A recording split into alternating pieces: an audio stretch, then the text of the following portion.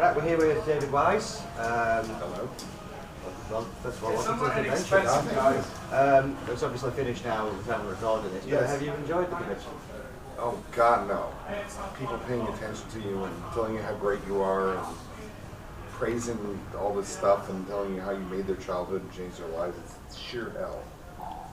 And I hope I never have to go through anything like it again, as long as I live. That's all I can say.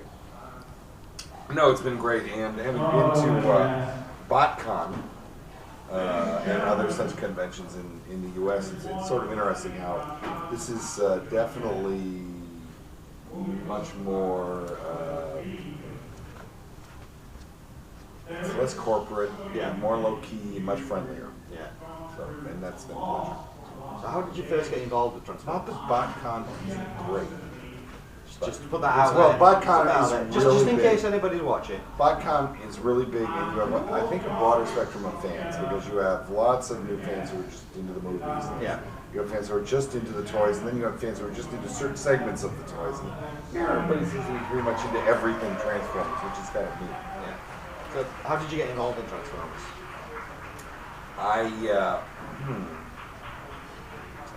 I got a call from Margaret Lesh to work on, who was then head of Marvel Productions. And Marvel was doing the production side of a series that Hasbro was doing called G.I. Joe. And they were having some problems because Hasbro would produce the scripts and then hand them to Marvel, and Marvel's job would be to turn them into actual cartoons that you could watch. And the scripts were coming in very long, and they had way too many characters. They were trying to squeeze every character in the G.I. Joe toy box into every episode. And so they wanted me to kind of, turn the scripts into more producible work.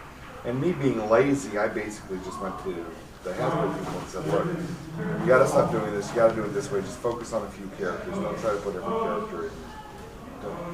And showed them how, because it's the first time a lot of them had done stuff like that, how to produce scripts. And that took about 3 weeks.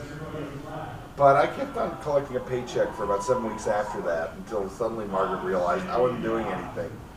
So she went, you know what, I'm firing you off of that. I went, okay, fair enough. It's a fair cop. And she said, but we're doing this show called Transformers, which is also for Hasbro, only we do the scripts and the production for that show. And I'd like you to write for that. Okay. And I was really into, there was a line of toys. They were made by Poppy in Japan originally. And they were based usually on anime and manga characters, and they were marketed in this country as the Shogun Warriors. And I was really into those toys, and I was into giant robots and the whole Japanese thing. And here was this show that basically was Japanese giant robots done in America. And I was like, oh, this is really cool. So I sort of fell into it with the hands and feet as a writer and not as a production. I was in kind of the other side of the desk. But it basically started because they had me come in and help out G.I. Joe.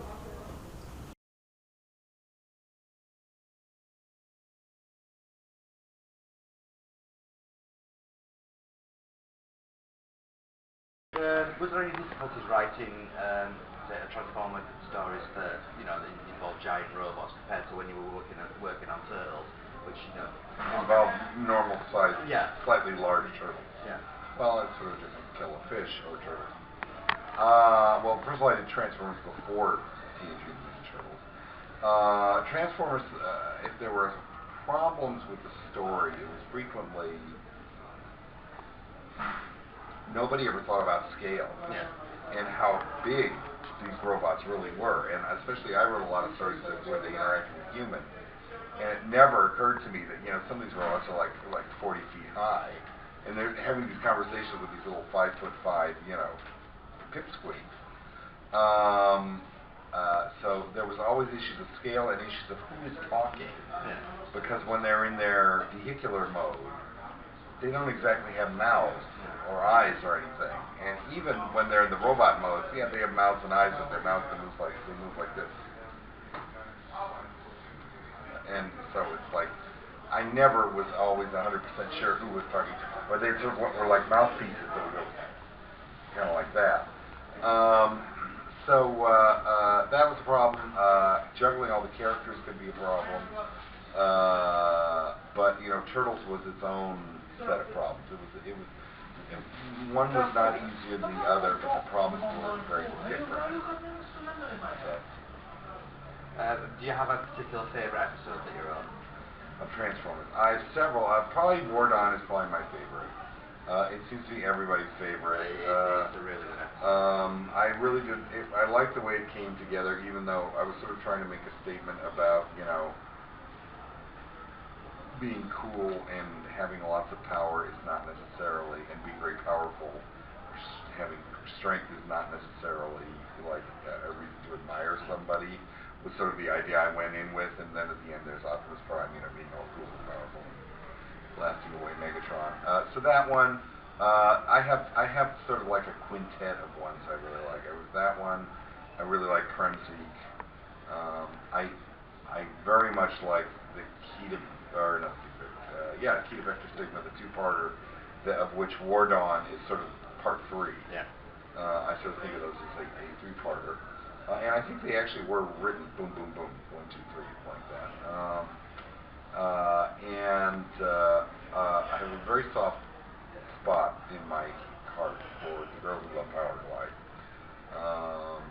That seems like one of those stories you had to do. It seems logical that a girl would have a crush on an Autobot. And it's sort of interesting after, because, you know, at the time we were all thinking, oh, we're writing boys action adventure. Wow, those are some interesting light reflections out on the streets. Pity you can't see this. It's really fascinating out there.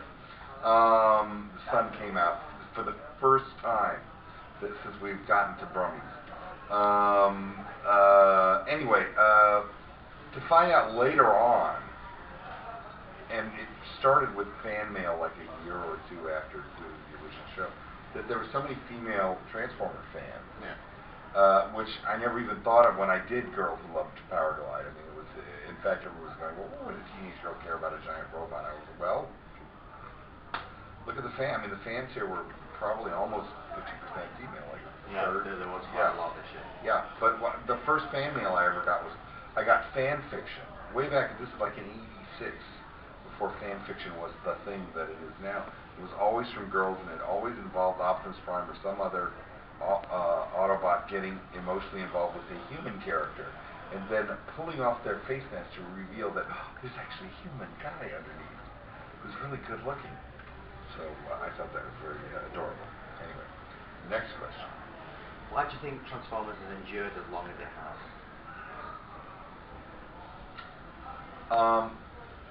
That's an interesting question. My wife and I were talking about this yesterday. Where did we do?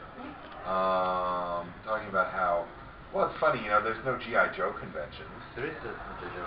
Well, there is now, but there's not much in America. There's no Biker Mice from Mars conventions. No. There aren't really any, not with the feverish regularity. Yeah. There are a lot of Transformers conventions. And I think one of the reasons it's endured, as much as I'd love to say it was the deathless, you know, scripts that we wrote and the brilliant voice cast and all that kind of stuff, I think it's the toy line. I will say that I think what is driving it at this point, more than anything, is even with the movies. Honestly, I don't think that. I think without the toy line and the cartoons behind, the various cartoon series behind them, the movies would not have sustained, because the characterization of the robots in the movies, at least I shouldn't say in the movie, I've only seen the first one, which I liked, I enjoyed it, but the characterization of the robots was weak compared to how we did in the cartoons. Yeah. And I think they were really kind of riding on all of the kind of the groundwork we did in putting together characters like Optimus Prime and Jazz and Bumblebee, and, you know, and Bumblebee, frankly, is, well, sort of interesting what they did with him in the movie, but not quite the Bumblebee I think of from the show. Anyway. It's been a pleasure speaking to you. Oh, thank you very much for your time. Well, it's only a short segment. Well, that's just as well, because my voice is about to go. I've been talking pretty much nonstop for like 3 days. Thank you for watching. If you enjoyed this video, don't forget to click on the like button and leave us a comment below. Also, spare a moment to share this video on Twitter, Facebook, and all your social media pages. To get updates on all of our latest videos delivered straight to your inbox, subscribe now using the link on the screen.